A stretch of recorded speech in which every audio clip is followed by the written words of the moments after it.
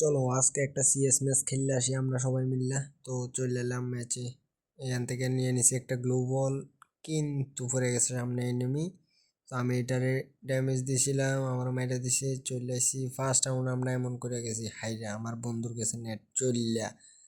দ্বিতীয় রাউন্ডে আইসি এই জায়গাত আইবার পরে এদিক দিয়ে আমি উপরে একটা এনিমিরে মারতে টার্গেট লইছিলাম, কিন্তু সামনে পড়ে গেছে, আমার পড়ে গেছিল এনিমি, তো আমার দিছিল ডাউন কইরা।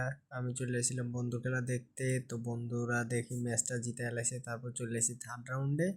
আইবার পরে এদিক দিয়ে একটা এনিমি আমারে ড্যামেজ দিছে, তো আমিও তার উপরে রাশ দিই, কিন্তু আমি তার ফুল ড্যামেজ দিই, এই দিছি, ভিতরে যাইতে যাইতে হয়ে গেছে ডাউন, মানে হয়ে গেছে কিলটা চুরি। আমার বন্ধুরা এরকমই হয়, তারা সবসময় কিল চুরি করে। এর একটা বান্দা, তার দিছি আমি প্রায় 150-এর উপরে ড্যামেজ, কিন্তু আমি যাইতে যাইতে আমার বন্ধু লয়ে এসে কিলটা চুরি করে। এইটাই হয়েছে গেম, বাহ ভালো। তারপর চলে আসি আর একটা ম্যাচে, এনে একটা এনে অফলাইন এনিমের দিছি ডাউন কইরা।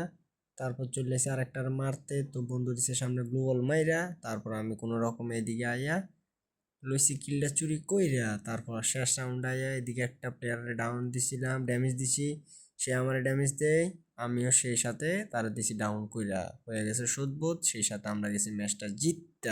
So tata.